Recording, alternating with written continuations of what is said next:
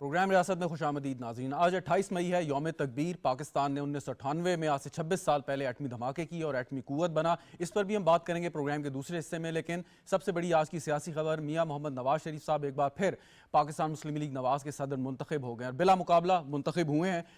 नवाज शरीफ साहब जब वज़ीर आज़म थे, सुप्रीम कोर्ट के एक फ़ैसले के तहत उनको वज़ारत उज़्मा से हाथ धोने पड़े और क्योंकि वो अहल नहीं थे वज़ीर आज़म के, इस वजह से वो पार्टी सदारत से भी उन्होंने इस्तीफ़ा दे दिया। शहबाज शरीफ साहब ने उनकी गैर मौजूदगी में पार्टी को चलाया और अब जनरल कौंसिल का जो इजलास हुआ है, क्योंकि किसी किस्म की कोई कानूनी पाबंदी नहीं थी उनके ऊपर अब, और वो बिला मुकाबला मुंतखब हुए। कितना सिग्निफिकेंट होगा मुस्लिम लीग नवाज के लिए, क्योंकि कहा यह जाता है कि वोट बैंक नवाज शरीफ साहब का है। इस पर गुफ्तगू करते हैं। मुझे स्टूडियो में ज्वाइन कर रही है किरण नाज, एंकर पर्सन है, तज्जियाकार हैं। बहुत बहुत शुक्रिया आपका किरण नाज साहिबा। निसार अहमद चीमा साहब हमारे साथ मौजूद हैं, पाकिस्तान मुस्लिम लीग नवाज के रहनुमा। चीमा साहब आपका भी बहुत शुक्रिया। हैदर जमान कुरैशी साहब पाकिस्तान पीपल्स पार्टी के रहनुमा भी हमें ज्वाइन करें, आपका भी बहुत बहुत शुक्रिया।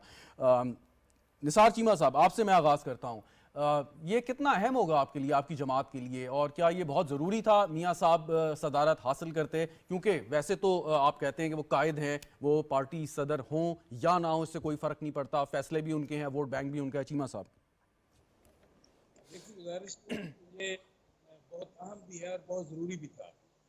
देखिए, बात यह है कि जब मियाँ नवाज शरीफ को वज़ारत उज़्मा से अलग किया गया, जिस तरह उनको एक जाली से मुकदमे में, एक मज़काखेज़ अंदाज में, मज़काखेज़ ग्राउंड पे जिस तरह उनको डिस्क्वालीफाई किया गया, ग्राउंड क्या बनी कि जनाब आपने अपने बेटे से जो तनख्वाह लेनी थी, जो ली भी नहीं, उसका इंदराज क्यों नहीं किया गया?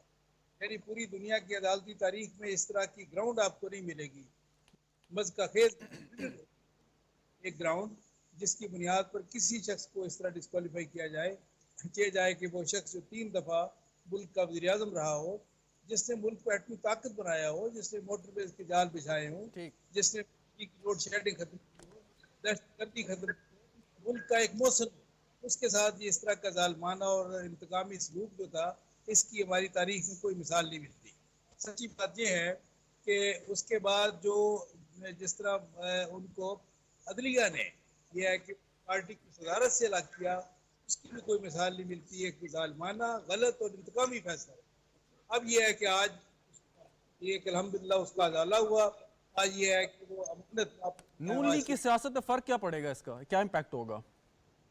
देखें, ये जिस तरह आपने खुद कहा कि पूरी कौम को पता है कि जो वोट बैंक है मुस्लिम लीग नून का, वो मियां नवाज शरीफ का वोट बैंक है।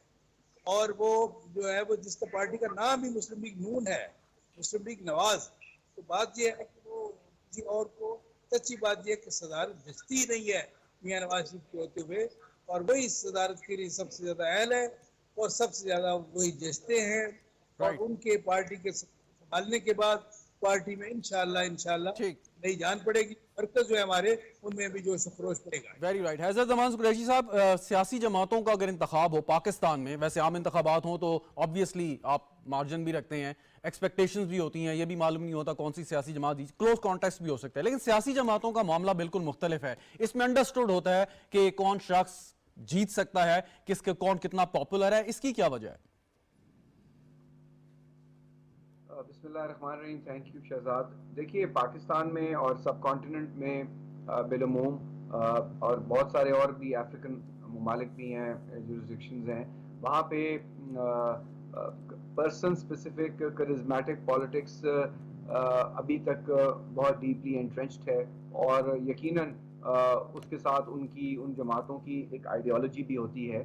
और पाकिस्तान में यकीनन इसकी जो फोरमोस्ट एग्जाम्पल है वो भुट्टो, जुल्फ़िकार अली भुट्टो शहीद की है, और फिर बेनज़ीर भुट्टो शहीद साहिबा, और एक वो लेगेसी थी। और उसके बाद आप 80s में देखते हैं कि मियां नवाज शरीफ साहब आते हैं पॉलिटिक्स में, और फिर 90s में PML नवाज की बुनियाद रखी जाती है, और जिसका आज उनका शायद यौम तासीस भी था यौम तकबीर के साथ। और उसके बाद PTI जो है वो भी एक पर्सन स्पेसिफिक जमात है। इसी तरह फजल रहमान साहब या उनके वालिद ले लें, JUIF थी, फिर JUIF नूरानी है। इसी तरह मुख्तलिफ आप फैक्शंस देखते हैं। तो ये एक रिवायत है जो इवेंचुअली मेलो डाउन करेगी with the passage of time. जितनी डेमोक्रेसी स्ट्रांग होगी और जिस तरह पार्टीज के अंदर इंटरनल एक डेमोक्रेटिक प्रोसेस जो है वो तवाना होगा, और میں سمجھتا ہوں پاکستان پیپلز پارٹی نے لیڈرشپ سب سے پہلے دکھائی, اور out of the Bhutto family prime ministers دیے, گورنرز دیے, چیف منسٹرز دیے, اور پی ایم ایل نواز بھی شاید اب پارٹی افیئرز پہ یا پارٹی کے اوپر ابھی تک ہولڈ ہے ان کا, چاہے آپ نے پبلک آفس دی ہوں. جیسے ملک میں سمجھتا ہوں اگر پارٹی پہ آپ کا ہولڈ نہیں ہے تو کمانڈ اینڈ کنٹرول سٹرکچر نہیں ہے. آپ دیکھیے نا کہ جو اس وقت سو کالڈ اب سنی اتحاد کاؤنسل ہے, یا جو آپ کا ایک جماعت ہے, وہاں اب everything is in disarray. nobody knows who's the chairman and nobody knows who's in control. Real power centre جو ہے وہ پارٹی ہے, پارٹی سے ہی کوئی سیاستدان اپنی اسٹرینتھ ڈرائیو کرتا ہے. دوسری بات بڑی اچھی ہوئی جسے آئی تھنک ہمیں انکریج کرنا چاہیے, اور جماعتوں میں بھی, ہماری جماعت میں بھی ہوتا ہے, we had a visible election. اور چاہے وہ there was a full process, nominations ہوئے, کوئی رات کی تاریخی میں جس طرح اکبر ایس بابر کو روکا گیا اور لوگوں کو 2 الیکشن سے روکا گیا, جعلی الیکشن کمیشن بنائے گئے, وجی الدین رپورٹ آئی, تسنیم نورانی رپورٹ آئی, تو ایسے جعلی الیکشنز سے کہ رپورٹیں آئیں. اس پہ بھی حیدر زمان کو آپ یہ دیکھیے جی اس پہ بھی گفتگو کرتا ہوں. میں ذرا اسی پوائنٹ کو لے کے آگے بڑھنا چاہتا ہوں. کرن ناز صاحبہ, میاں نواز شریف صاحب اگر چاہتے تو وزیر اعظم بھی بن سکتے تھے, لیکن وہ نہیں بنے. انہوں نے اپنے بھائی کو کہا کہ آپ بنے. پارٹی کی جو صدارت ہے یہ ان کے لیے کتنی امپورٹنٹ تھی, اس کی سگنیفیکنٹ کیا آپ سمجھتی ہیں کہ انہوں نے؟ اچھا دیکھیں, میرے لیے تو یہ ایک علامتی صدارت ہے. یہ اس لیے علامتی صدارت ہے کہ جتنی کیوس یا جتنی پولرائزیشن یا جس قسم کی کنفیوژن اس وقت اوور آل ہمیں پولیٹکس میں نظر آتی ہے نا, وہی کنفیوژن مجھے پی ایم ایل این کے اندر میں نظر آتی ہے. اب میں اس کو آپ کو بتا بھی سکتی ہوں, بریف کر سکتی ہوں کہ وہ کیسے. جب میاں صاحب آ رہے تھے, لندن میں موجود تھے, اس وقت میاں صاحب فرماتے ہیں کہ جی اب مٹی پاؤ نہیں ہوگا, اب حساب دینا ہوگا. جیسے ہی واپس آتے ہیں, کبوتر ہاتھ پر رکھتے ہیں اور فرماتے ہیں کہ جی اب ہم آگے بڑھنا چاہتے ہیں. اس کے بعد ایک طویل خاموشی آتی ہے, الیکشن کا ڈے آتا ہے, میاں صاحب کہتے ہیں کہ جی سادہ اکثریت ملنی چاہیے, اور اس سے پہلے یہ ایک مومنٹم بلڈ ہو جاتا ہے کہ اگر سادہ اکثریت ملتی ہے تو نواز شریف صاحب پرائم منسٹر ہوں گے, اور اگر کولیشن کی گورنمنٹ ہوتی ہے تو شہباز شریف پرائم منسٹر ہوں گے, اور پھر وہی ہوا. دین اس کے بعد ایک بڑی خاموشی آ جاتی ہے. پھر میاں صاحب ایک تقریر کرتے ہیں, اور میاں صاحب کی تقریر میں ہمیں نظر آتا ہے کہ میاں صاحب مطالبہ کر رہے ہیں ان لوگوں کے احتساب کا جنہوں نے ان کو نکالا ان کے مطابق. سوال یہاں پر یہ ہے کہ آپ کے بھائی وزیر اعظم, آپ کی بیٹی وزیر اعلیٰ, آپ کے نائب صدر, آپ کے سمدھی نائب وزیر اعظم, ان سب کے ہوتے ہوئے ایک اس طرح کا مطالبہ کرنا یہ ایک سمجھ سے باہر ہے. پلس یہ کہ میاں صاحب کے اوپر ایک بہت بڑی رسپانسبلٹی اس وقت بھی, جب وہ اس پارٹی کے صدر نہیں تھے, اس وقت بھی تھی بیانیے کی. اور اس وقت جو سب سے زیادہ گفتگو ہے وہ یہی ہے کہ پاکستان مسلم لیگ نون ایک بیانیہ نہیں دے پائی, جس کی وجہ سے جو لاس الیکشن میں ان کو برداشت کرنا پڑا. پاکستان کی عوام نے ایک بہت بڑا کمرشل, ایک بہت بڑا جو ہے وہ اشتہار اخبار میں دیکھا, پاکستان کو نواز دو, اور پھر جتنا ووٹ پڑا وہ اسی نام پہ پڑا. بالکل صحیح فرما رہے ہیں سر. لیکن ہوا کیا کہ جب اس کے بعد بات ہوئی کہ پاکستان کو نواز دو کا اشتہار لگا, اور اس کے بعد شہباز شریف صاحب وزارت عظمیٰ کی چیئر پر آ گئے, یہ کیسے ہوا؟ تو سینیٹر عرفان صدیقی صاحب کہتے ہیں کہ پاکستان کو نواز دو کا مطلب تھا کہ پاکستان کو نواز دیا جائے, پاکستان کو نواز شریف نہ دیا جائے, پاکستان کو نواز دیا جائے. تو یہ کنفیوژن پاکستان مسلم لیگ نون کے اندر دکھائی دیتی ہے. اور اب کیونکہ ایک بار پھر وہی ٹریک, وہ مزاحمت کا ٹریک پکڑا ہے پی ایم ایل این نے, جو پاکستان مسلم لیگ نون کو اس بات کا شکوہ ہے کہ وہ ٹریک جو پی ایم ایل این نے آج سے کوئی 3-4 سال پہلے پکڑا ہوا تھا, جس کو پاکستان تحریک انصاف نے پکڑا, اور پاکستان تحریک انصاف نے تمام ریڈ لائنز ہی اس پہ عبور کر دی, اس پہ وہ آج ہواؤں میں اڑے ہیں. لیکن دوسری طرف پاکستان مسلم لیگ نون کا بیانیہ بالکل بھسم ہو گیا, ختم ہو گیا. اب وہ ایک بار پھر مزاحمت کا بیانیہ لے کر آ رہے ہیں. مزاحمت کا بیانیہ, لیٹ می کمپلیٹ جسٹ, کہ مزاحمت کا بیانیہ چل نہیں سکتا. یہ شاید الیکشن کے قریب پہنچنے پر ان کو کوئی فائدہ دے, لیکن فی الحال یہ اس وقت یہ علامت کی. ایک چیز ہم نے دیکھی ہے کہ کوئی بھی سیاسی جماعت پاکستان میں ہو, وہ اپنی جڑیں اس طرح مضبوط نہیں رکھ سکتی اگر حکومت میں ہے. ان کی پرائورٹیز چینج ہو جاتی ہیں, وہ ظاہر مشکل فیصلے کرتے ہیں, ان پاپولر تھوڑی سی ہوتی ہیں لوگوں میں. اب میاں نواز شریف صاحب کیونکہ کسی پبلک آفس ہولڈ نہیں کر رہے, وہ حکومتی ذمہ داریاں ان کے کندھوں پہ نہیں ہیں, سو کیا یہ ان کے لیے ممکن ہوگا, آسان ہوگا کہ پارٹی کی جڑیں مضبوط کریں؟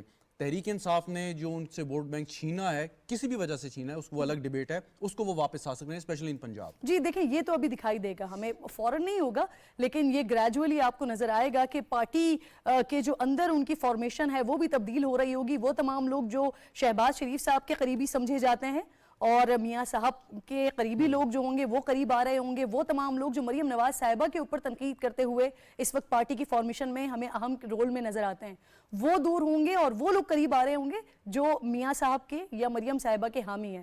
یہ ہمیں فارمیشن پارٹی میں دکھائی دے رہی ہوگی, بٹ یہ دی پیسج آف ٹائم آپ کو نظر آئے گا, اور یہ الیکشن کے قریب قریب جاتے ہوئے یہ معاملات اس وقت تک ہوں گے. فی الحال میں آپ کو کہہ رہی ہوں کہ یہ ایک علامتی عہدہ ہے, نتھنگ ایلس. ٹھیک. نثار چیمہ صاحب, جو بھی وجہ ہو جس کی وجہ سے پاکستان تحریک انصاف نے کامیابی حاصل کی کافی حلقوں میں, ووٹ بینک کہا یہ جاتا ہے کہ اصل میں آپ کا ووٹ بینک تھا جو اپنی طرف وہ کھینچ کے لے گئے.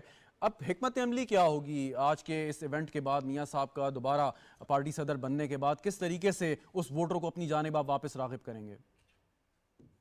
دیکھیے گزارش یہ ہے کہ ایک تو سوال یہ ہو سکتا ہے کہ حکمت عملی کیا ہوگی, دوسری یہ ہے کہ کیا ہونی چاہیے.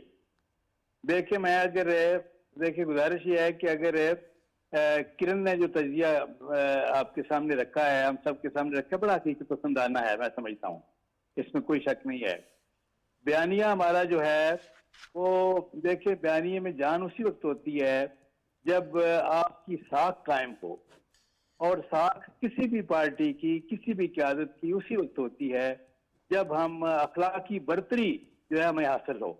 جب تک مورل سپیریورٹی نہیں ہوگی, جب تک یہ ہے کہ ہم پہ یہ الزام آئے گا کہ یہ جعلی طریقے سے یہ جو ہے یہ حکومت میں آئے ہیں, یہ فارم 47 والے ہیں, یہ اس طرح کا, یہ دیکھیں بات یہ کہ اس وقت تک کریڈیبلٹی جب تک نہیں آئے گی, اس وقت تک نہ عوام کی نظروں میں اعتماد ہوگا, نہ ہمارے اپنے اوپر ہمیں خود اعتمادی آئے گی. تو بات یہ ہے کہ بیانیے کے لیے ضروری ہے کہ ہماری اپنی کریڈیبلٹی قائم ہو, عوام کی نظروں میں بھی, ہماری اپنی نظروں میں بھی. اور دوسری جو دیکھیں وہ کیسے ہوگی؟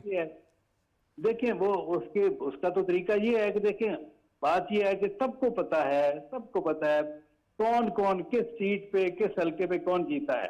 جو جیتا ہے عوام کے مینڈیٹ کا احترام ہونا چاہیے. ہمارا دیکھیں نعرہ یہ تھا کہ ووٹ کو عزت دو. ووٹ کو عزت دو کا مطلب یہ ہے کہ عوام کی رائے کا احترام کیا جائے. تو ہر حلقے میں جو شخص جیتا ہے جس پارٹی کا بھی ہے اسی کے مینڈیٹ کا احترام ہونا چاہیے. اور بس یہ ہے کہ جس پارٹی کی زیادہ سیٹیں اس کو حکومت بنانے کی دعوت دی جانی چاہیے. یہ حق کی حکمرانی عوام کا ہے, اور عوام کے اس حق پہ ڈاکہ ڈالنے کی کسی صورت کسی کو اجازت نہیں ہونی چاہیے. Very right. ٹھیک. حیدر زمان قریشی صاحب, اس پہ اگر گفتگو کی جائے کہ حق حکمرانی obviously جو عوام نے جس کو مینڈیٹ دیا اسی کو ملنا چاہیے, لیکن اس کے ساتھ جو آپ کے جو قانون اور آئین میں طریقہ کار درج ہے کہ کس ادارے کا فیصلہ آپ نے ماننا ہے, الیکشن کمیشن ایک کمپیٹنٹ اتھارٹی ہے, ان کا ایک فیصلہ ہے. تو یا تو یہ کہ ہم اپنے طور پہ ایک مفروضہ قائم کر کے کہہ لیں کہ جی یہ درست نہیں تھا, دوسرا جو ادارہ ہے جو امپاورڈ ہے جس پہ اعتماد کر کے آپ الیکشن میں گئے ہیں اس کے فیصلے کو قبول کرتے ہوئے آگے بڑھیں. آپ کے ساتھ بھی ماضی میں یقیناً زیادتی ہوئی, آپ بھی بارہا کہتے ہیں, لیکن پھر بھی آپ نے ادارے کا احترام کیا, فیصلے کو مانا اور اگین انتظار کیا بعد میں. شہزاد ایسے ہی ہے, اور پاکستان پیپلز پارٹی کی جو ہے قائد محترمہ شہید بینظیر بھٹو 17 سیٹوں کے ساتھ بھی قومی اسمبلی میں بیٹھی تھی, although the mandate was stolen, and 2013 میں بھی ہمیں خدشات تھے. RO الیکشن تھا اس وقت کے عدلیہ کے چیف, اور اس وقت کا جو ایک نیکسس تھا. اس کے بعد آپ دیکھیے کہ 18 میں RTGS بیٹھا, تو الیکشنز کے اوپر, اور اب 24 میں خدشات ہو سکتے ہیں, باتیں ہو سکتی ہیں. اس کے فورمز موجود ہیں, پارلیمان بھی اس کا ایک فورم ہے, الیکشن کمیشن بھی ہے, ٹریبیونلز بھی ہیں. آپ اپنے لیگل فورمز پہ اپنی آواز اٹھائیے, بالکل ہر پارٹی جہاں بات کرنا چاہتی ہے کرے. لیکن میں آپ کی جو انیشیل ڈسکشن ہو رہی تھی, اگر میں تھوڑا سا اس کے اوپر کامنٹ کرنا چاہوں. دیکھیے میں اور ہماری جماعت یہ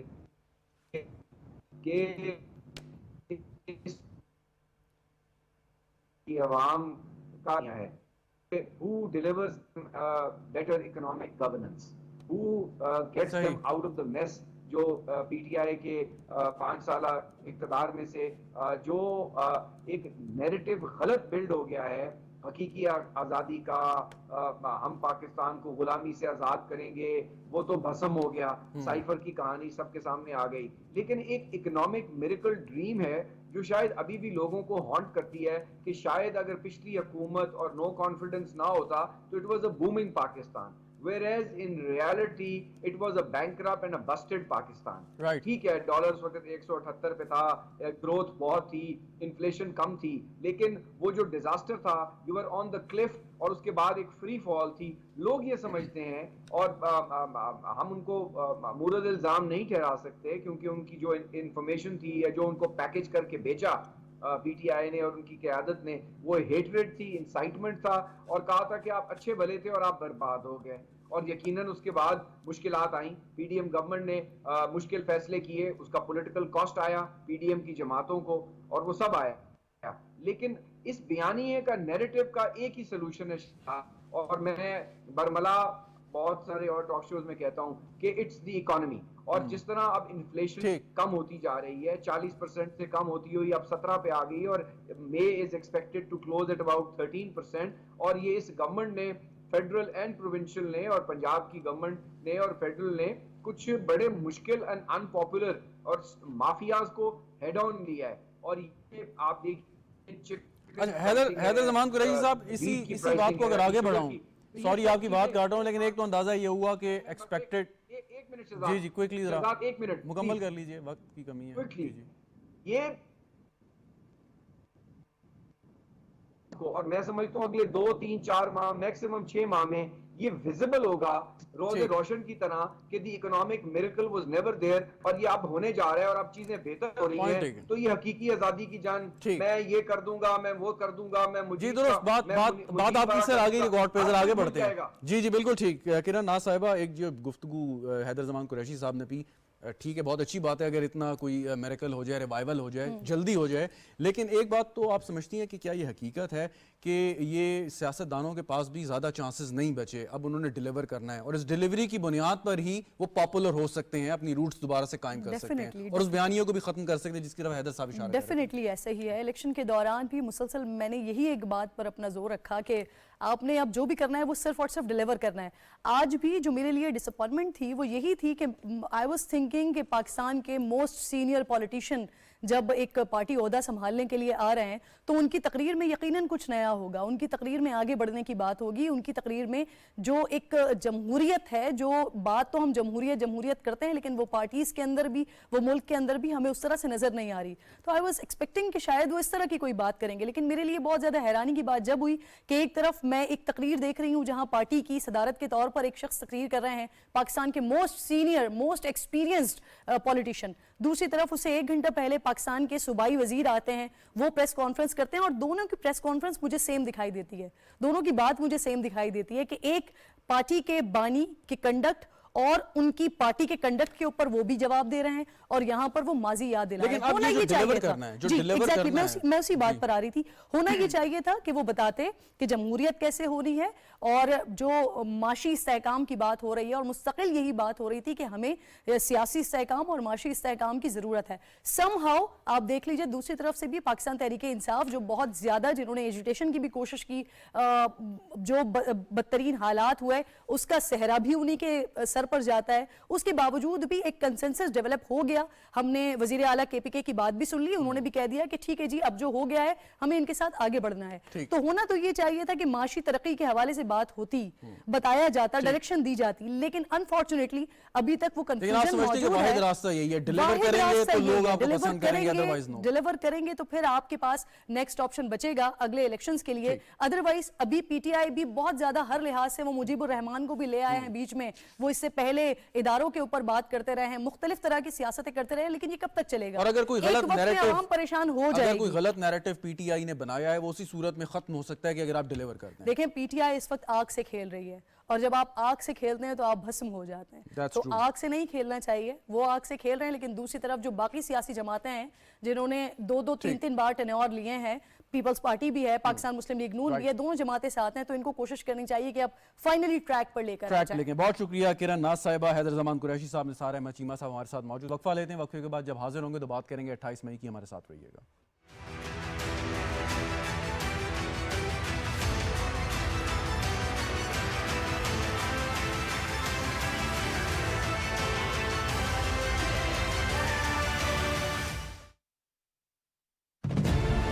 اس دھرتی کے ہم رکھوالے ہیں, ہم 28 مئی والے ہیں.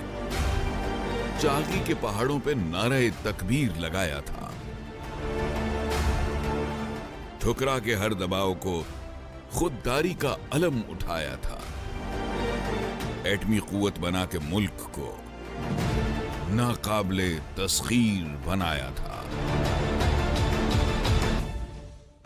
आज भी वही है अज़्म जमा, चलता रहे खिदमत का कारवां। नफरतों की आग बुझाएंगे, नस्ल नौ को फितनों से बचाएंगे। कौम को बनाकर मुआशी कुव्वत, तारीख के बदलना धारे हैं। वतन के हम रखवाले हैं, हम 28 मई वाले हैं।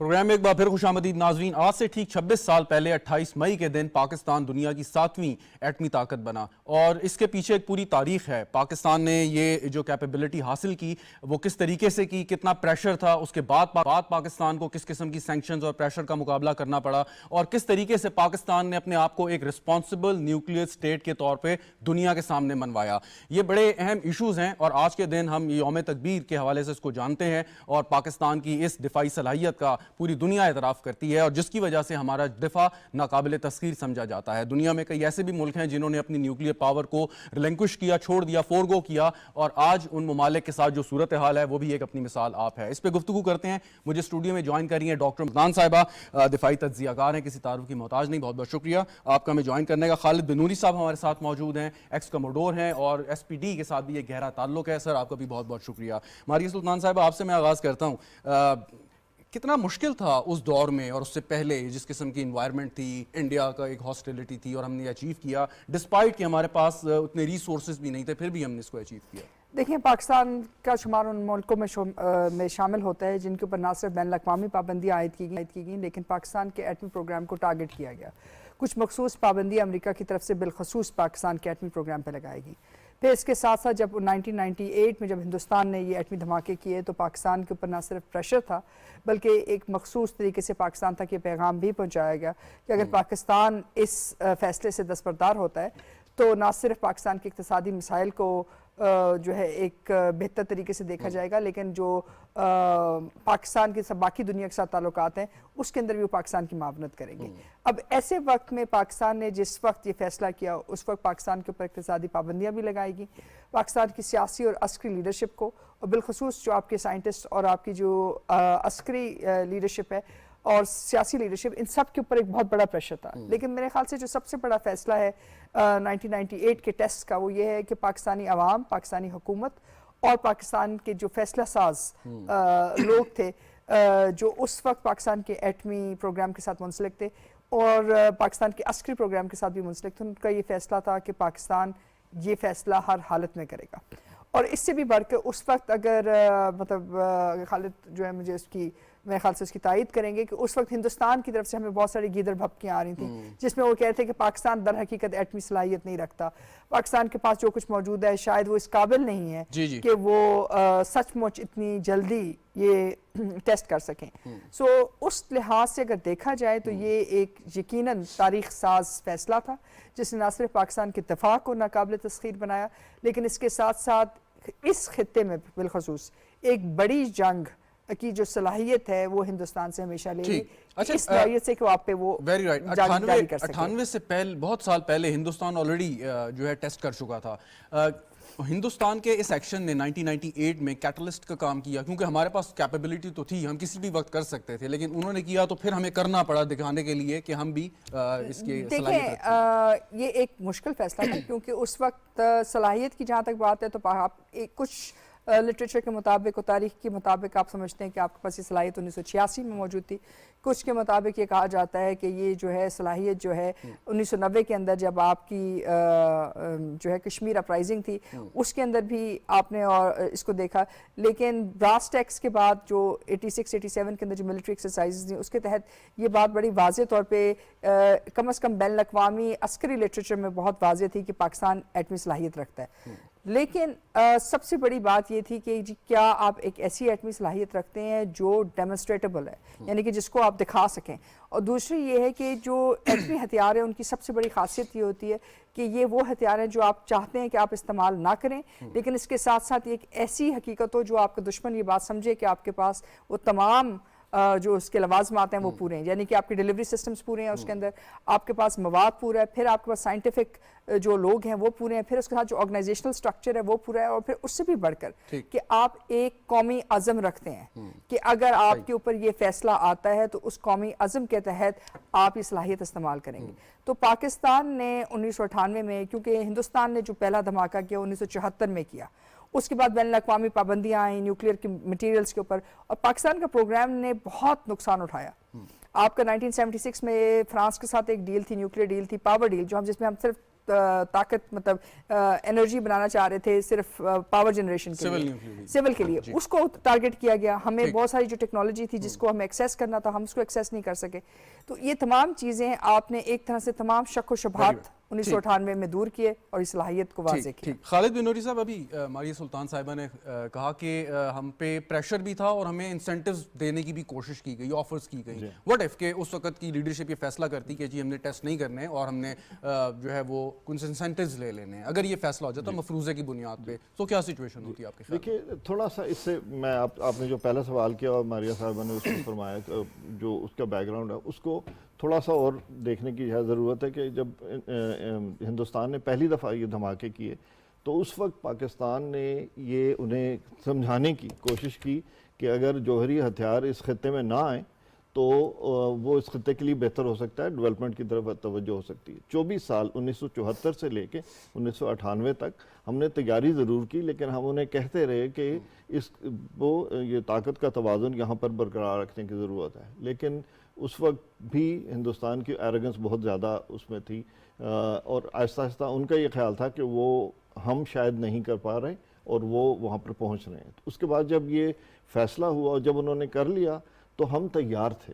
ہم صرف یہ ہے کہ اگر ہندوستان اس راستے پہ نہ جاتا تو شاید ہم بھی نہ جاتے, تاکہ خطے کا توازن برقرار رہتا. لیکن جب یہ ہو گیا تو پھر اس میں جو بہت سارے پریشرز آئے 1998 میں, اور اگر آپ اس وقت کا لٹریچر دیکھیں جو 11 اور 13 مئی کو جب ہندوستان نے جب دھماکے کر دیے اور 28 مئی سے پہلے جب پاکستان نے پہلا سیریز کیا, تو اس کے دوران اگر آپ لٹریچر دیکھیں تو ہندوستانی سٹیٹمنٹس بہت زیادہ ایروگنٹ تھیں, بہت زیادہ غصہ دلانے کی کوشش تھی, اور ان کا خیال یہ تھا کہ یا تو یہ کر نہیں سکتے تو the bluff will be called, اور اگر یہ کر سکتے ہیں تو پھر ایک ہمیں پتہ چل جائے گا کہ یہ کچھ ہے کہ یہ نہیں ہے. لیکن یہ بات بالکل صحیح ہے, ماریہ نے جو اس کی طرف اشارہ کیا کہ پوری دنیا سے یہ پریشر ضرور تھے کہ یہ نہ کیا جائے اور اس میں بیلنس کرنے کی کوشش کی گئی. لیکن اس وقت یہ چیز بڑی کلیئر تھی ہماری لیڈرشپ کو, اور یہ ہر طرح کی لیڈرشپ. ایک بات اور میں یہ کہتا چلوں کہ یہ جو جوہری پروگرام ہے, جوہری ہتھیاروں کا پروگرام خاص طور پہ, اس کے بارے میں پورے ملک میں ایکا ہے, اور اس وقت بھی تھا. تو یعنی ویسے سیاسی طور پہ پوزیشنز ڈیفرنٹ ہو سکتی ہیں, گورنمنٹ کے لوگوں میں ہو سکتی ہیں, لیکن اس وقت اس کی سپورٹ میں سارے تھے. So one of the rare issues اس پہ کنسنسس ہے. جی ہاں, کنسنسس تھا, لیکن یہ فیصلہ کرنا آسان نہیں تھا. لیکن جب یہ فیصلہ ہوا تو وی ور ریڈی, اور اس وقت جب ہوا rest as this is history کے. پھر اچھا ایک سوال ہے, کچھ ایسے ممالک ہیں کہ جن کے پاس کیپیبلٹی تو ہے لیکن ڈکلیئرڈ نہیں ہے, لائک انہوں نے ٹیسٹ نہیں کیا. ٹیک اسرائیل فار ایگزامپل. فرق کیا ہے کہ ایک ملک ہے جس نے ڈکلیئر کیا ہوا ہے, ٹیسٹ کیے ہوئے, دنیا کو معلوم ہے, ایک دوسرا ملک ہے جس کو پتہ ہے کہ نیوکلیئر بام ہو سکتا ہے لیکن وہ اس طریقے سے ڈکلیئرڈ نہیں ہے. جی, اسرائیل کا جو پوزیشن ہے وہ یعنی اس کی اصطلاح اسٹریٹجک ایمبیگوٹی کی ہے کہ ان کو سب کو, ان کے پڑوسیوں کو, ان کے انکلز آنٹیز سب کو پتہ ہے کہ یہ ان کے پاس جوہری ہتھیار ہیں, لیکن وہ خود ایک آفیشیل پوزیشن نہیں لے رہے, وہ انٹرنیشنل لا کے کانٹیکس میں وہ اس طرح کی پوزیشن نہیں لیتے. لیکن دیکھیے جہاں پر بھی ہتھیاروں کی بات آتی ہے وہاں پر جو فوجی حکمت عملی ہوتی ہے, ملٹری اسٹریٹجی, وہ دیکھتی ہے کیپیبلٹی کو, وہ انٹینٹ کے حساب سے دیکھتے. یہ نہیں ہوتا کہ آپ میرے دوست ہیں لیکن اگر آپ کے پاس ہتھیار بھی ہیں تو کسی دن ایک جھگڑے کے اوپر وہ ہتھیار میری طرف پوائنٹ ہو سکتا ہے. تو جب ہمیں وہ پتہ ہے کہ وہ کیپیبلٹی ہے تو دنیا کو وہ خود اپنے منہ سے کہیں یا نہ کہیں وہ حقیقت تو ساری دنیا پہ آشکار ہو چکی. تو یہ ایسے ہی رہتا ہے. Very right. ڈاکٹر ماریہ سلطان صاحبہ, یہ نیوکلیئر ہتھیاروں کے بارے میں ایک اور بات کی جاتی ہے کہ یہ صرف اور صرف ڈیٹرنس کریٹ کرنے کے لیے, ان کا استعمال میں نے دنیا میں صرف ایک ہی دفعہ ہوا ہے اور وہ بھی نہیں ہونا چاہیے تھا, لیکن اب ان دا ماڈرن ورلڈ جبکہ ان کی ڈسٹرکٹیو پاور بہت زیادہ ہے تو صرف یہ ڈیٹرنس کے لیے ہے, کوئی کنونشنل وار نہ ہو, اس اسکیل پہ وار نہ ہو, تو دونوں فریقین جو ہیں وہ ایک ضابطے میں رہیں. ایسا ہی ہے. دیکھیں یہ آپ نے جو سوال کیا بڑا مشکل ہے, لیکن اس کے اندر جو ہے ایٹمی پیچیدگی ہے. اس کی بنیاد اس بات کے اوپر ہے کہ آپ امید رکھتے ہیں کہ یہ کبھی ہتھیار استعمال نہ ہو, لیکن جب آپ کوئی ہتھیار جنگ کے لیے بناتے ہیں تو اس کے اندر آپ یہ زاویہ ضرور رکھتے ہیں کہ جنگ کے اندر قابل استعمال ہو, کیونکہ اگر وہ جنگ کے اندر قابل استعمال نہیں ہے تو جیسے آپ نے پہلے کہا کہ نیسنٹ کیپیبلٹی میں اور ڈکلیئرڈ کیپیبلٹی میں کیا فرق ہے, تو اس کے ایک بنیادی فرق یہ بھی ہوتا ہے کہ آپ یہ دیکھتے ہیں کہ آپ کا جو ویپن سسٹم کا ڈیزائن ہے کیا وہ اس قابل ہے کہ وہ مطلب قابل جنگ ہے, یعنی کہ جنگ کے اندر استعمال ہو سکتا ہے یا نہیں ہو سکتا ہے, یا قابل استعمال ہے یا نہیں ہے. تو یہ تمام چیزیں صرف اس وقت ممکن ہوتی ہیں جب آپ کی صلاحیت, آپ کے ڈیلیوری مینز, آپ کی جو ایٹمی مواد اور آپ کا جو ڈیزائن ہے وہ سارے اس قابل ہوں کہ وہ جنگ کے اندر استعمال ہوں. اب اس کے اندر جو سب سے بڑا چیلنج ہے آج کے ٹائم میں وہ یہی ہے کہ آپ کے پاس کوئی چیز ایسی نہیں ہے جو دنیا کو نظر نہیں آ رہی, یہ دنیا کی آنکھ سے پوشیدہ ہے, یہ مطلب آپ پوشیدہ ہے. تو ظاہر سی بات ہے کہ جو کچھ آپ نکالتے ہیں وہ بھی آپ کے دشمن جانتے ہیں, جو آپ کی صلاحیت وہ بھی جانتے ہیں, لیکن فرق صرف اس چیز کا ہے کہ آپ کی صلاحیت کی انتہا کیا ہے, آپ کی کیپیبلٹی کی سفسٹیکیشن کیا ہے, اور سفسٹیکیشن کے بعد آپ کی جو آپریشنل انڈرسٹینڈنگ ہے, جو آپ کی ڈیٹرنس کی انڈرسٹینڈنگ ہے وہ کیا ہے. ڈیٹرنس کا جو کانسیپٹ ہے اس کے اندر جو ایک بنیاد ہے وہ یہی ہے کہ یہ آپ کی تھریٹ کے ساتھ تبدیل ہوتی رہتی ہے. اگر آپ کا دشمن جو ہے مختلف ہتھیار رکھتا ہے یا اپنی صلاحیت میں اضافہ کرتا ہے تو آپ اپنی اس کیپیبلٹی سے ان تک یہ بات باور کرواتے ہیں کہ ٹھیک ہے آپ ہمارے خلاف چیزیں استعمال کر سکتے ہیں لیکن ہم اس کا جواب کا رد عمل بھی رکھتے ہیں اور اس کا جواب دیں گے بھی. یہ 2019 میں جو بالاکوٹ کی سٹرائکس تھیں اس کے بعد جو پاکستان کی طرف سے رد عمل آیا یا کوئڈ پرو کو پلس, وہ بھی اس بات کی بڑی ایک واضح تشریح ہے کہ جہاں انہوں نے کوشش بھی کی لیکن وہ کوشش ایک حد سے آگے نہیں لے کے جا سکتی کیونکہ اس میں ایک بڑی جنگ کا خطرہ, ایک ایٹمی جنگ کا خطرہ بڑا واضح تھا اور حقیقت کے طور پر سامنے آیا. جو پرو بوم لابیز ہیں وہ اینٹی بوم لابیز کو یوکرین کی مثال دیتی ہیں کہ اگر ان کے پاس وہ اپنی ابنڈن نہ کرتے اپنی یہ صلاحیت تو شاید آج اس قسم کی جنگ وہاں پہ نہ ہو رہی ہوتی. Is it true? دیکھیں ظاہر سی بات ہے, لیکن اگر آپ یوکرین کی کرائسس کو دیکھ لیں تو اس کرائسس کو اگر آپ ایک اور زاویے سے دیکھیں, یوکرین کو اگر آپ نکال دیتے ہیں اس کی جگہ آپ نیٹو کو لے آتے ہیں, تو یوکرین کی کرائسس کا سب سے بڑی بات یہ ہے کہ یوکرین کی جنگ شروع ہونے سے پہلے روس نے نہ صرف جو سرحدی علاقے ہیں اس کے اندر ایٹمی ایکسرسائزز کی, لیکن ساتھ ساتھ یہ بھی کہا کہ روس ایٹمی ہتھیار استعمال کرنے سے گریز نہیں کرے گا اگر نیٹو اس جنگ کے اندر شرکت داری دکھاتا ہے, مطلب ملٹری مطلب عسکری طور کے اوپر. تو ابھی وہ اس کی غیر جانبدار طریقے سے تو ضرور وہ کر رہے ہیں, لیکن آرٹیکل 5 آرٹیکل جو باقی تمام چیزیں جس میں ایک فزیکل ملٹری کہہ سکتے تھے کہ جنگ کا خطرہ زیادہ نمایاں ہو سکتا تھا, مطلب ایک بڑی جنگ میں تبدیل ہو سکتا تھا, وہ نہیں ہو سکا. تو ایٹمی ڈیٹرنس کے لحاظ سے ایک بہت ٹھیک. اور اسی کانٹیکسٹ کو اگر اپلائی کریں انڈیا پاکستان پہ, کیونکہ نیوکلیئر ایکسپلوژنس کے بعد کوئی فل سکیل وار 7165 ٹائپ کی نہیں ہو سکی, تو اس کی وجہ یہی تھی کہ دونوں ممالک کے پاس یہ ڈیٹرنس تھی. جی, ڈیٹرنس کا بالکل کانسیپٹ اسی طرح سے ہے جیسے ابھی آپ نے سنا. دو باتیں اس میں کہنے کی ضرورت ہے. ایک تو یہ ہے کہ جوہری ہتھیار بنانے کا مقصد in order for these weapons to be never used they must be ready, usable, survivable. تو وہ یہ سارا کچھ کرنے کے لیے اگر آپ جتنا آپ تیار ہوں گے تو چانسز یہ ہوں گے کہ پھر وہ استعمال نہیں ہوں گے. تو ایک تو یہ.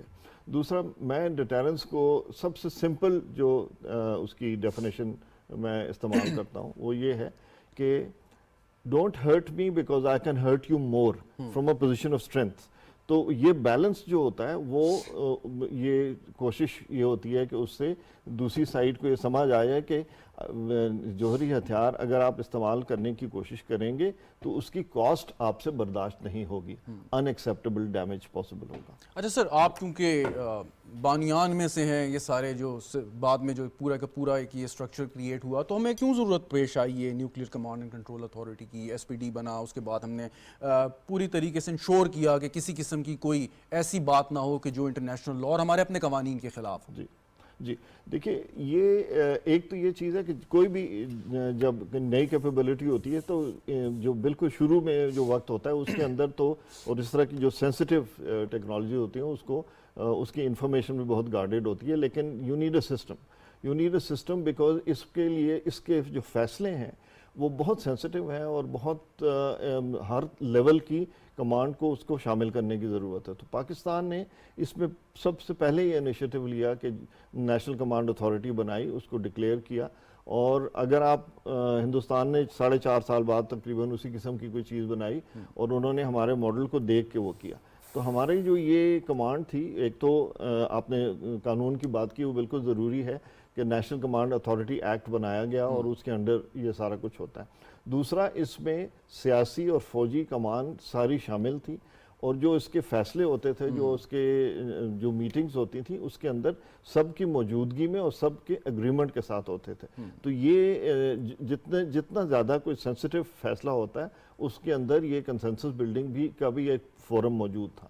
اور پھر ایس پی ڈی جو ہے اسٹریٹجک پلانز ڈویژن، جو اس کا سیکریٹریٹ ہے نیشنل کمانڈ اتھارٹی کا، وہاں پر کنٹینیوسلی یہ پلاننگ اور اس کی اسسمنٹ اور تھریٹ اسسمنٹ، یہ ساری چیزیں ساتھ ساتھ ہوتی رہتی تھیں، تاکہ جو ملک کے فیصلہ کرنے والے ہیں جب وہ اکٹھے ہوں تو اس کے اندر وہ ان کے پاس وہ ساری انفارمیشن ہو جس پہ بارے میں وہ صحیح، جو کہا جاتا ہے کہ ریشنل ڈیسیجن میکنگ وہ ضروری ہے، چاہے وہ ڈیسیجن میکنگ کس طرف لے کے جائے۔ اور اس میں ہمیں یہ فائدہ ہے، اور آپ نے میری طرف جو اشارہ کیا، اس پورے پروگرام کی سکسیس یہ ہے کہ یہ ایک بہت اعلیٰ قسم کا ٹیم ورک تھا، جس میں ہر طرح کے ایکسپرٹیز کے لوگ تھے، اور اگر اس میں خراج تحسین پیش کرنا چاہیے تو ہمیں ہمارے انجینئرز اور سائنٹسٹ کو کرنا چاہیے۔ ٹھیک، ماریہ سلطان صاحبہ، ایک طرف تو مڈ 2000 کے بعد ہم دہشت گردی کے خلاف جنگ لڑ رہے تھے اور بڑا خطرناک صورتحال تھی، دوسری طرف اس قسم کے ایلیگیشنز ہم پر لگ رہے تھے، لیکن ان دونوں سے ہم نے کامیابی حاصل کی۔ ایک طرف تو جیسے بات کی بنوری صاحب نے کہ سائنٹسٹ کا، انجینئرز کا کام تھا، لیکن دوسری طرف جو دنیا کو پورٹرے کرنا تھا وہ ہم نے کیسے کیا کہ جو اتنی جو ہاسٹائل لابیز تھیں ہمارے خلاف اور ہمیں ایک ارسپانسبل اسٹیٹ جو ہے ڈکلیئر کر رہی تھیں ہر جگہ پہ۔ دیکھیں، مسئلہ یہ نہیں تھا کہ وہ آپ کو ایک غیر ذمہ دار اسٹیٹ، اگر آپ پاکستان کے ایٹمی پروگرام کو دیکھتے ہیں اور آپ دیکھتے ہیں کہ ہم نے دنیا سے کیسے یہ صلاحیت حاصل کی، تو اس میں 2-3 چیزیں ہیں جس کے اوپر بہت وضاحت طلب ہیں۔ ایک تو آپ کی گلوبل ایکسپورٹ کنٹرولز ہیں، یعنی کہ کس طریقے سے آپ جو ہے ٹریڈ کرتے ہیں، اور ہائی ٹیکنالوجی ٹریڈ ہوتی رہی ہے۔ اس میں جو ان کے 45 ملک تھے جن کے پاس یہ صلاحیت تھی کہ جس کے اندر وہ ایٹمی ہتھیاروں کو یا اس سے ریلیٹڈ ہائی ٹیکنالوجی ٹریڈ کو جو ہے معاونت کر سکتے، تو اس سب کا ایک کلب تھا جس کو کہتے ہیں نیوکلیئر سپلائرز گروپ۔ جب ہندوستان نے 1974 میں ٹیسٹ کیے تو اس گروپ نے مختلف قسم کی پابندیاں عائد کی۔ آپ نے جو کچھ بھی حاصل کیا، آپ نے کوئی بھی چیز ایسی نہیں کی جو پاکستان کے قوانین کے خلاف ہوتی، آپ نے بین الاقوامی تجارت کے حصول اور ان کے لوازمات کو پورا کرتے ہوئے حاصل کی۔ اگر کسی نے کوئی بے ضابطگی دکھائی تو وہ بے ضابطگی در حقیقت ان ممالک کی تھی جنہوں نے nuclear non proliferation treaty sign کی بطور غیر ایٹمی جو ہے طاقت کی، اور یا انہوں نے جو کچھ کیا ان کی بے ضابطگیاں ان کے مطابق تھیں۔ آپ نے کبھی کوئی ایسا جو ہے فیصلہ نہیں کیا جو آپ کے قوانین کے خلاف ہو۔ ہاں، اس کے بعد آپ نے اپنے قوانین کو ضرور بہتر کیا۔ 2004 کے بعد Pakistan national export control act بنا، اس کے بعد پھر جیسے کہ ایس پی ڈی کا جو آپ کہہ سکتے ہیں اسٹریٹجک پلانز ڈویژن کی جو معرض وجود میں آئی ہے، اس کو ڈیولپمنٹ ہوئی ہے ایک طرح سے سیکریٹریٹ نیوکلیئر کمانڈ اتھارٹی کا، اس کے تحت آپ نے بہت سارے فیصلے جامع طریقے سے کیے۔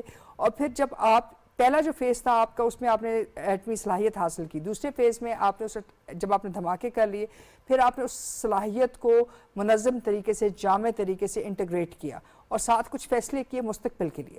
یہی وجہ ہے کہ آپ کو مختلف اوقات میں پاکستان کے ایٹمی ہتھیاروں کے لحاظ سے جو آپ کے ڈیلیوری سسٹمز ہیں ان کی ٹیسٹنگ کے بارے میں آپ کو جو ہے مختلف اوقات میں آپ کے پاس یہ خبریں آتی رہتی ہیں کہ آج یہ ٹیسٹ کیا آپ نے, آج یہ ٹیسٹ کیا. اور اس کے ساتھ ساتھ جو آپ کی ڈاکٹرائن ہے جس کو کہتے ہیں فل اسپیکٹرم ڈیٹرنس, آپ نے اس کی بھی بنیاد رکھی. تو ایک لحاظ سے یہ ایک ایسا فیصلہ نہیں جو فرد واحد کا فیصلہ ہوتا یا کسی ایک سیاسی عسکری لیڈرشپ کا فیصلہ ہوتا. یہ ایک ایسا فیصلہ ہے جو بطور قوم آپ نے کیا. یہ ایک ایسا فیصلہ ہے جس میں بطور قوم, ریاست اور حکومت آپ نے پاکستان کے حق میں اور پاکستان کے دفاع کو ناقابل تسخیر بنانے کے لیے یہ فیصلہ کیا. تو یہ اس کے لیے ظاہر ہے آپ کو ایک انسٹیٹیوشنل اپروچ چاہیے تھی. اس میں آپ نیوکلیئر سیکورٹی پروسیس کے اندر بھی حصہ دار رہے, اس میں آپ نے گفٹ باکسز کے اندر بھی باتیں کی, یعنی کہ آپ نے اپنے سینٹرز آف ایکسلنس بھی دیے کہ جو آپ کی صلاحیت تھی وہ صلاحیت سے آپ بین الاقوامی سطح پہ کیا کر سکتے ہیں. اور پھر جو بھی ٹیکنیکل اسیسمنٹس کی جا سکتی تھیں آپ کے ایٹمی پروگرام کے مطابق آپ نے ان کا ہر ٹیکنیکل فورم پہ جواب دیا. اور میرے خیال سے وی آر ویری لکی کہ آج ہمارے ساتھ خالد ہیں. خالد ان ٹیمز کے مختلف جگہوں کے اوپر مطلب حصے میں بھی رہے ہیں اور انہوں نے بڑی حد تک پاکستان کے ایٹمی پروگرام کا دفاع بھی کیا اور اس کی بنیاد جو ہے بین الاقوامی فورمز کے اوپر ٹیکنیکل بیسس پہ لڑی. دیکھیں یہ بنیاد ہوتی ہے جس کی وجہ سے باوجود اس کے کہ آپ پہ پریشر آئے, باوجود اس کے کہ آپ پہ وہ پابندیاں لگانے کی کوشش کرتے رہے, وہ آپ پہ کبھی بھی 1998 کے بعد کسی طرح بھی آپ کے اوپر اس قسم کی ایٹمی پابندیاں نہیں لگا سکے جس کے بارے میں وہ چاہتے تھے کہ کریں. اس کے علاوہ آپ کو ہندوستان کے ایٹمی پروگرام سے بہت ساری چیزیں بے ضابطگیاں نظر آئی ہیں, ان کا ایٹمی مواد دنیا میں پھرتا ہوا نظر آیا ہے. پاکستان سے آپ کو ایسی کوئی خبر اس کے بعد کبھی نہیں آئی. فائنلی بنوری صاحب, ہمیں دنیا نے ریکگنائز کیا, ہمارے پاس جو اسٹرکچر ہے کہ جو بعد میں ہم نے بنایا کہ بالکل اس کی سیفٹی اور اس کے جو بھی پریکاشنری میجرز لینے تھے وہ بالکل ایگزامپلری ہیں, اس کو بھی ریکگنائز کرتا. ہم نے خود ابھی فرمایا کہ انڈیا نے اس کو دیکھا, شاید کچھ حد تک ریپلیکیٹ بھی کیا. تو اصولی طور پہ تو یہ تھا کہ اگر آپ نے کوئی سویلین نیوکلیئر ڈیلز کرنی ہے, اپنی انرجی نیڈز کو پورا کرنا ہے, اس کے لیے تو کوئی پرابلم نہیں ہونی چاہیے تھی. یہ کوئی الگ چیز ہے کہ جس میں مطلب ایک اور کسی ایک اسٹریٹجی کا یا جو انوائرمنٹ کا حصہ ہے, اس سے اس کا کوئی تعلق نہیں؟ دیکھیں, دو باتیں اس میں کرنے والی ہیں. ماریا نے بہت اچھی طرح سے آپ کو پورا ایک اوور ویو دیا, اور اس میں ایک بات میں اور بھی کرنا چاہوں گا کہ اس میں جو حکومت کے اندر لوگ تھے, چاہے وہ سیاستدان تھے یا فوج میں تھے یا اور جگہوں پہ, ان کو سپورٹ حاصل تھی ہمارے انٹیلیجنسیا کی, ہمارے تھنک ٹینکس کی, ہماری یونیورسٹیز کی, بیکاز ان کی سوچ وہ تھی. ایک تو وہ تھا. پاکستان کی اسٹریٹجی میں یہ کہتا ہوں کہ 5 پرانگ تھی. ایک تو نیشنل کمانڈ اتھارٹی کا ظہور پذیر ہونا, اور دوسرا نیوکلیئر سیفٹی جس کے لیے نیوکلیئر ریگولیٹری اتھارٹی بنائی گئی اور وہ اس نے بہت فنکشن کیا, دنیا میں اس کا بہت نام ہے. اور پھر نیوکلیئر سیکیورٹی جو اس سے علیحدہ ہے سیفٹی سے, اس کے لیے ہمارا سینٹر آف ایکسلنس ہے جو نیوکلیئر سیکیورٹی کے لیے, اور اس میں اس ادارے میں منسلک ہونے کی وجہ سے آئی ہیڈ دی آنر کہ اس کے جو ایک ڈائریکٹر جنرل تھے جو اب ان کا انتقال ہو چکا ہے, وہ جاپانی تھے, ان کو جب ہم نے وہ دکھایا وہ سینٹر, وہ بتایا کہ اس میں ہم کیا کچھ کر رہے ہیں, ٹریننگ سیکیورٹی کے لیے کیا کر رہے ہیں, تو انہوں نے کہا یہ وہ مثال ہے جس کو پوری دنیا کو ایمیولیٹ کرنا چاہیے, کاپی کرنا چاہیے. اور اس کے پھر ہم نے اسٹریٹجک ایکسپورٹ کنٹرولز پہ نہ صرف قانون بنائے بلکہ اس سے پہلے اسٹریٹجک گائیڈ لائنز دیں تاکہ اس کو اس ٹیکنالوجی کو بہت پروٹیکٹ کیا جائے, جو ہماری ایک ذمہ دار نیشن ہونے کی طرف سے ہماری ذمہ داری تھی. اور ہم نے ہندوستان کے ساتھ کمپوزٹ ڈائلاگ بھی کیا, جو سوویٹ ماڈل میں, سوویٹ اور امریکن ماڈل میں یہ ایک چیز تھی کہ یعنی ویسٹرنر بہت کہتے ہیں کہ جی it was so difficult to talk to the Soviets, لیکن پاکستان اور ہندوستان نے اکراس دا ٹیبل بات کی, اس میں کچھ پروگریس ہوئی بھی جس میں یہ مثل ٹیسٹ نوٹیفیکیشن اس طرح کی چیزیں ہوئی. تو یہ سارا ایک پروسیس تھا جس کو ہم نے ایک پوزیشن آف اسٹرینتھ سے کیا اور ہم اس طرف لے کے گئے تاکہ اس کو ایک ذمہ دار نیوکلیئر پاور کے طور پہ ہم وہ کر سکیں. اچھا, اکثر ایک لیون ڈسکشنز ہو رہی ہوتی ہیں نا کہ اسرائیل یا بھارت یا کوئی دشمن ملک ہمارا جو ہے وہ ہمارے جو نیوکلیئر اثاثے ہیں ان کو نقصان پہنچانا چاہتا ہے. سو سم ٹائمز لوگ پریشان ہو جاتے ہیں کہ جی یہ کیسے ہو سکتا ہے, کیا ہو سکتا ہے. اس پہ میں چاہتا ہوں کہ تھوڑا سا ذرا آسان الفاظ میں بتائیے گا کہ یہ کوئی ایسی بات نہیں ہے کہ کوئی آئے اور یہاں پہ نقصان پہنچا دے. ضرور. دیکھیے, نیوکلیئر سیکیورٹی ہمارے لیے بہت ایک امپورٹنٹ چیز تھی, کیونکہ ہم نے بہت غور سے یہ چیز دیکھی کہ کسی قسم کی تھریٹ جو ہو وہ بالکل اس میں آ نہ سکے. تو ہم نے اس کو انسائڈر آؤٹ سائڈر کولوژن ہر اینگل سے اس کو ہم نے دیکھا. ٹھیک. ہمارا جو جوہری ہتھیاروں کا پروگرام تھا وہ ایک بہت زیادہ نیڈ ٹو نو کے اوپر بھی تھا, جس کا جو کام تھا صرف اس ہی کو ایکسیس ہوتی تھی اور اسی نے کرنا ہوتا تھا. تو اس میں یہ ہے کہ اداروں میں آپ کو بتاؤں, اسی شہر میں جب میں بچہ تھا اور میں بڑا ہو رہا تھا تو اس زمانے میں بھی ہم سنتے تھے کہ یہاں پر کوئی ایسا ادارہ ہے جس میں ایک کمرے میں جو لوگ کام کر رہے ہوتے ہیں انہیں یہ نہیں پتا ہوتا ساتھ والے کمرے میں کیا کام ہو رہا ہے. تو یہ کلچر جو ہے اسٹریٹجک سیکیورٹی کلچر ہمارے اداروں کے اندر کنٹینیوسلی رہا ہے, اور اس کی وجہ سے ہمیں یہ فائدہ ہوا ہے کہ ہمارا یہ نیوکلیئر سیکیورٹی کے اوپر ہم بہت اطمینان سے یہ کہہ سکتے ہیں. جو ماریہ صاحبہ نے کہا کہ ایک نیوکلیئر سیکیورٹی سمٹ کا پروسیس تھا 45 ملکوں کا, پاکستان کو انوائٹ کیا گیا. اس میں 2009 سے لے کے 2016 تک اس میں لیڈرشپ لیول کے اوپر بہت ساری چیزیں کی گئیں, اور اس کے اندر پاکستان کی نیوکلیئر سیکیورٹی کو بارہا ایکنالج کیا گیا. Very right. Any last comment? میرے خیال سے جی یہ ایک ایسا دن ہے جس پہ بطور پاکستانی نہ صرف آپ فخر کر سکتے ہیں, لیکن یہ بڑے واضح طریقے سے کہہ سکتے ہیں کہ یہ ایک ایسا فیصلہ ہے جس نے ہمیں تمام کمیونٹی آف نیشنز میں ایک جو ہے اولی کیسے کہتے ہیں نا درجہ اول کی ریاست کے طور پہ کھڑا کیا ہے, اور ہم صرف خراج تحسین پیش کر سکتے ہیں ان تمام لوگوں کو جنہوں نے پاکستان کے ایٹمی پروگرام میں اس سفر میں پاکستان کا ساتھ دی اور اس سفر میں پاکستان کے لیے وہ تمام کوششیں دی ہیں. بالکل درست فرمایا آپ نے ڈاکٹر ماریہ سلطان صاحبہ, آپ کو بہت بہت شکریہ. ایئر کموڈور خالد بن نوری صاحب, تھینک یو سو مچ, آپ نے ہمیں جوائن کیا. اور جیسے ڈاکٹر سلطان صاحبہ نے بتایا کہ یہ ایک ہمارے لیے اعزاز کی بھی بات ہے, اور 28 مئی کو ہمارا سر فخر سے بلند ہو جاتا ہے کہ جو کیپیبلٹی ہم نے اتنے عرصے کی کوششوں اور باوجود بہت سی پابندیوں کے اور پریشر کے حاصل کی. پروگرام دیکھنے کا شکریہ, اجازت دیجیے, خدا حافظ.